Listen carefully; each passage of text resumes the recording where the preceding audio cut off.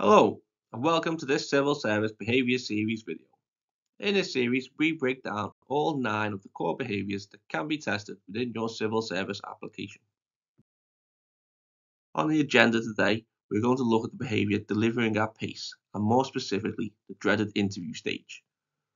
We're going to look at what delivering at pace actually means, or rather, what your interviewer thinks it means anyway. Then we're going to deep dive into the questions you can be asked in your interview. There's 5 questions we will look at, and we'll go over how best to answer them. And then finally, I'm going to share with you the questions that you should be wary of as they try to get you to drop your guard and may cause you to lose precious grading points. Right, so first things first, we can't show off our abilities if we don't understand what it is we are being assessed on. The civil service defines delivering at pace as taking responsibility for delivering timely and quality results with focus and drive. But what does that actually mean? Well, fundamentally, delivering at pace is looking at your ability to produce what is required when confronted by obstacles, delays, competing priorities, tight deadlines, and all that other fun stuff that the workplace throws at you. What is being asked is, are you able to keep yourself and your colleagues, your team, your department, and what have you, focused on the goal? Can you manage expectations, remove blockers, and deliver on time and to the expected quality? And are you able to demonstrate all of that with examples from your experience? Let's take a look at some of the questions that you can be asked for delivering at pace.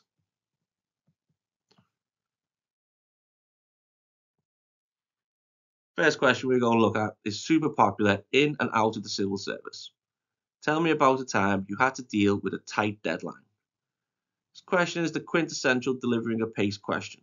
It's assessing your ability to manage time, work under pressure, and prioritize tasks to ensure you meet your deadline. This is what the interviewer is looking for, and this is what you should give them. Pick an example with a fast approaching deadline, talk about what you did that ensured you made that deadline, and don't forget to sprinkle in how you overcame any blockers along the way.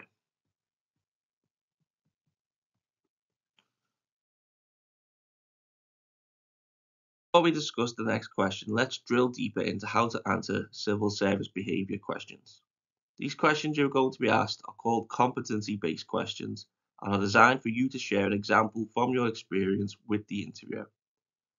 The answer you give should be full and detailed, yet it should also be concise and to the point. It's a paradox, I know. Basically, you should stay on point and refrain from talking about a bunch of non-important stuff. Simply stick to the important points in a well-structured manner. And the best way to do this is by using the B-star method. Using B-star, you will split your answer into 5 key parts. The first is the B, which stands for belief. You want to begin your response by sharing your thoughts and feelings regarding the subject matter. This helps set the stage for your story and demonstrate your personal connection to the topic. If this doesn't make sense, check out the show notes for examples for all the questions in this video. Next up, we have S for situation. Briefly describe the context of the scenario in which your actions took place. This provides the interviewer with an understanding of the circumstances surrounding your experience. Remember, it's essential to keep this part concise, as the primary focus should be on your actions and the results. Look at the 5 W's: who, what, where, when, why, and incorporate the relevant ones into your story. Following the situation, we have T for task. Explain your specific role and responsibilities in the situation. By doing this, you highlight what you were entrusted with in your previous roles and also lets the interviewer understand what expectations were made of you within the situation at hand. Up next, we have the most important section, and that is A for action, or activity if you prefer. Describe the steps you took to achieve the desired outcome, and explain the rationale behind your actions. This section and the results section should be the most detailed, as it illustrates exactly what you are capable of doing and achieving. And finally, we have R for the results. Conclude your response with the results of your actions, using figures or quantifiable outcomes whenever possible. This will demonstrate to the interviewer the impact of your efforts and your ability to deliver tangible results in your role. This is also where you could share any lessons you learned from the experience, should you wish. Keeping that structure in mind, let's take a look at some more questions. Question number 2. Tell me about a time when you had to prioritize multiple tasks. Quite a simple one, this. This question is looking at your ability to prioritize, as it states right there in the question. The interviewer wants to see how you operate with competing demands for your time and your resources.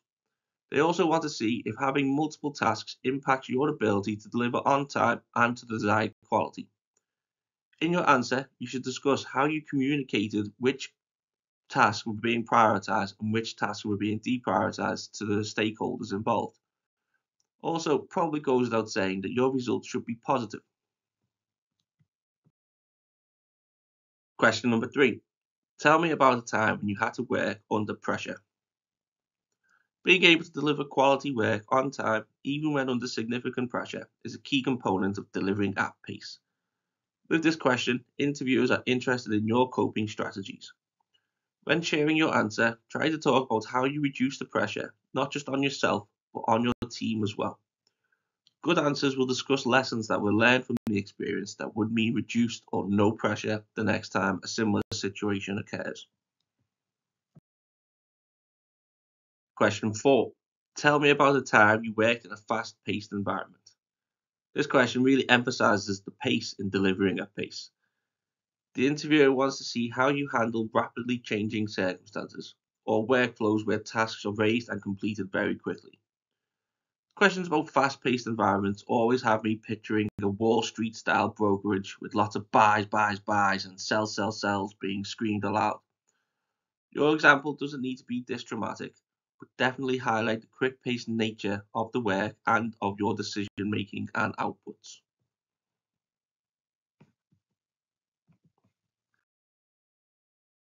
And question number 5. Tell me about a time when you had to manage a project with limited resources. Remember the civil service definition of delivering at pace from earlier? It read, take responsibility for delivering timely and quality results with focus and drive. Well, this question is aiming at the quality part of that statement. The interviewer wants to see if you can maintain your timeliness and your quality when you're only in possession of limited resources. And this is the last question we have for you in this video. But before we go, there's one more question type that I want to share with you that you should always be on the lookout for in your civil service interviews. And that is ungraded questions. You'll know the question is ungraded because the interviewer will tell you. These are usually quite innocuous sounding questions, like what do you like to do at the weekends, or what hobbies are you passionate about? Those type of things.